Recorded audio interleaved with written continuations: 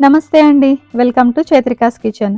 ఈరోజు మన చైత్రికాస్ కిచెన్‌లో ఒక యూనిక్ అండ్ హెల్తీ, టేస్టీ రెసిపీతో మీ ముందుకొచ్చేసాను.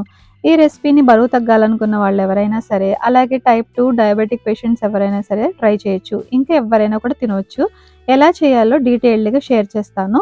ముందుగా ఒక మిక్సింగ్ బౌల్ తీసుకొని సన్నగా తరిగినటువంటి ఆనియన్ ముక్కల్ని వేసుకోవాలి. ఇక్కడ నేను క్యాబేజ్‌ని వీలంత అయినంత సన్నగా తరుముకున్నాను. మీరు కూడా మీకు నచ్చినంత విధిగా సన్నగా తురుముకొని వేసుకోండి. అలా చేయడం వల్ల మనకి రెసిపీ చాలా ఈజీగా చేసుకోవడానికి వీలవుతుంది. అలాగే సన్నగా తరిగిన కొత్తిమీర, ఇంకా తురుముకున్నటువంటి క్యారెట్ ఇవన్నీ కూడా వేసుకున్నాక ఒక 40 గ్రాముల చీజ్‌ని నేను తురుముకొని వేస్తున్నాను. ఇలా వేయడం వల్ల మనకి బైండింగ్‌కి చాలా హెల్ప్ అవుతుంది. రెసిపీ కూడా చాలా టేస్టీగా, హెల్తీగా వస్తుంది.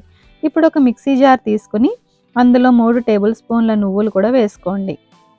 ఒక 4 బాదం పలుకులు, ఇంకా ఫ్లాక్స్ సీడ్స్ పౌడర్ అంటే మనం అవిసె గింజలు అంటాం గదా! ఈ అవిసె గింజల పౌడర్‌ని కూడా వేసుకోండి. ఇక్కడ నాకు కాస్కోలో రెడీమేడ్‌లో ఆర్గానిక్ అవైలబుల్‌గా ఉందని తీసుకున్నాను.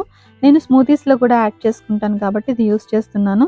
మీకు కావాలంటే గనక మీరు ఫ్లాక్స్ సీడ్స్‌ని మిక్సీలో వేసి పొడిలాగా కూడా చేసుకోవచ్చు. డైరెక్ట్‌గా మీరు ఫ్లాక్స్ సీడ్స్ కూడా వేసుకొని ఇవన్నీ కలిపి మనం పౌడర్‌గా కూడా చేసుకోవచ్చు.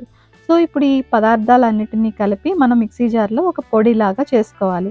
ఈ పొడిని కూడా మనం ఈ తురుముకున్నటువంటి క్యాబేజ్, ఆనియన్, క్యారెట్ దాంట్లో వేసుకొని రుచికి సరిపడా ఉప్పు, అలాగే రుచికి సరిపడా కారం, ఇంకా ధనియాలు, జీలకర్ర పొడి ఇవన్నీ వేసుకోవాలి. ఇంకా ఇక్కడ నేను మిక్స్డ్ హెర్బ్స్ అని వేస్తున్నాను. మీ దగ్గర ఉంటే ఆరిగానో గానీ, ఇటాలియన్ సీజనింగ్ ఏదైనా కూడా పర్వాలేదు. ఇవన్నీ వేసిన తర్వాత చేత్తో బాగా కలుపుకోవాలి. ఇలా బాగా చేత్తో కలపడం వల్ల ఎలాంటి మనకి బైండింగ్ ఫ్లోర్ అనేది అవసరం లేకుండా, పిండి అనేది లేకుండా కూరగాయల్లో ఉన్నటువంటి వాటర్ అండ్ చీజ్, ఇంకా మనం నువ్వులు, ఫ్లాక్స్ సీడ్ పౌడర్ అవన్నీ వేసాం కదా! వీటన్నిటి వల్ల గూడా మనకి ఇక్కడ ఉండలు చేయడానికి అనుకూలంగా ఉంటుంది. వాటర్ మాత్రం ఒక్క చుక్క కూడా వేయకుండా మనం ఈ బాల్స్ అనేవి చేసుకోవచ్చు. ఇలా నేను చూపిస్తున్నట్టుగా వీడియోలో ఎలా అయితే చేసుకోవాలో అలా మీకు నచ్చిన షేప్‌లో చిన్నవైనా, పెద్దవైనా బాల్స్ చేసుకొని ఒక ప్లేట్‌లో రెడీగా పెట్టుకోండి. ముఖ్యంగా ఇది నేను వీఆర్‌కే గారి డైట్‌లో ఈ రెసిపీని నేను చేస్తూ ఉంటాను. దీనికి సూటబుల్ చట్నీ గూడా మీకు ఎలా చేసుకోవాలో షేర్ చేస్తాను. ఇవి చేయడం చాలా ఈజీ అండ్ హెల్తీ గూడా. ఇప్పుడు మీ దగ్గర గనక ఈ గుంత పనుగుల పాన్ గనక ఉంటే ఈ రెసిపీ అనేది దాంట్లోకి చాలా బావుంటుంది. సో, మీ దగ్గర పాన్ ఉంటే ఆ పాన్ తీసుకొని బటర్ గానీ, నెయ్యి గానీ వేసుకోవాలి. సో, కోకోనట్ ఆయిల్ కూడా వేసుకోవచ్చు డైట్‌లో. ఆలివ్ ఆయిల్ కూడా వేసుకోవచ్చు. కానీ బటర్ ఇంకా నెయ్యి వేయడం వల్ల ఈ రెసిపీ చాలా టేస్టీగా ఉంటుంది. సో, నేను బటర్‌ని అయితే సజెస్ట్ చేస్తాను.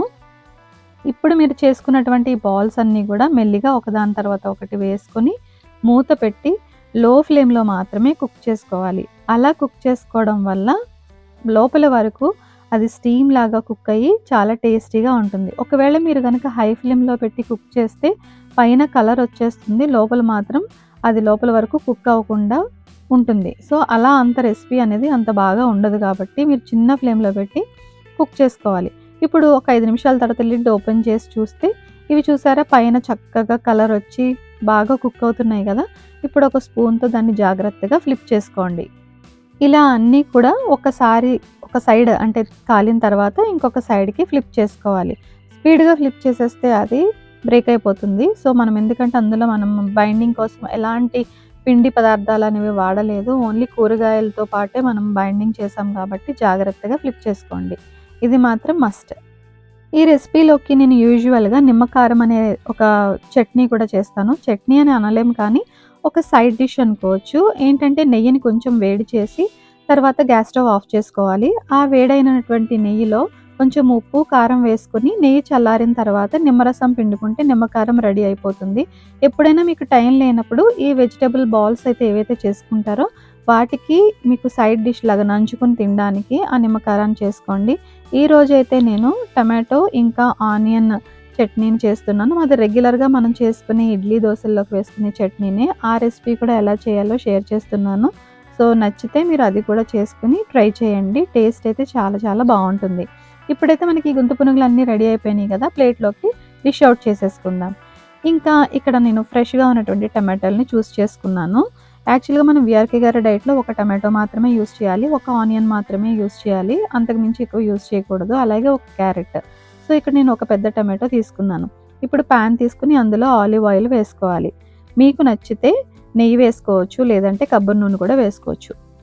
ఆయిల్ హీట్ అయ్యాక హాఫ్ టీ స్పూన్ ధనియాలు, మీ కారానికి తగినట్టుగా ఎండుమిరపకాయలు వేసి కొంచెం సేపు సాట్ చేసుకోవాలి. ఇవి సాట్ అవుతున్న టైంలోనే ఇక్కడ హాఫ్ ఆనియన్‌ని సన్నగా తురిమి వేసుకుంటున్నాను.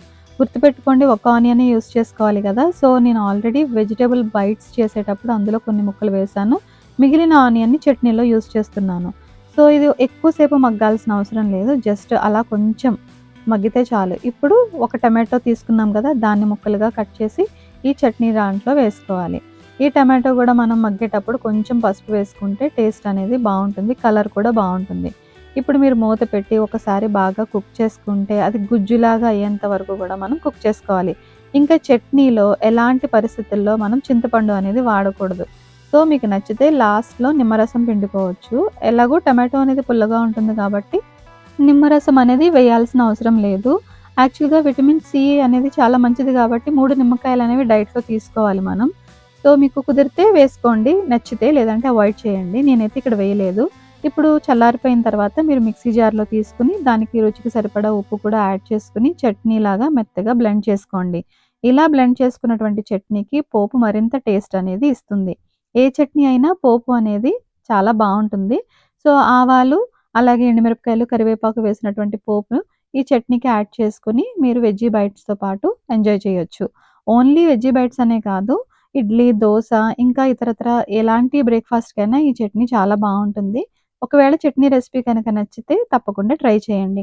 ఇప్పుడు తయారు చేసుకున్నటువంటి వెజిటబుల్ బైట్స్‌ని ప్లేట్‌లోకి తీసి సర్వ్ చేసుకోండి. ఇంకా డిష్ ఔట్ చేసుకున్న తర్వాత వీటిని మీకు నచ్చినటువంటి చట్నీతో ఎంజాయ్ చేయొచ్చు.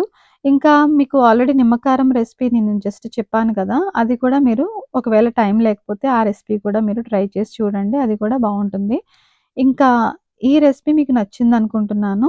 కేవలం బరువు తగ్గాలనుకున్న వాళ్ళే కాదు, హెల్తీ డైట్‌ని రెగ్యులర్ లైఫ్ స్టైల్‌లోకి ఇంక్లూడ్ చేసుకోవాలంటే అన్ని కూరగాయలు మనం తీసుకోవాల్సిన అవసరం ఎంతో ఉంది. సో, తప్పకుండా ట్రై చేయండి.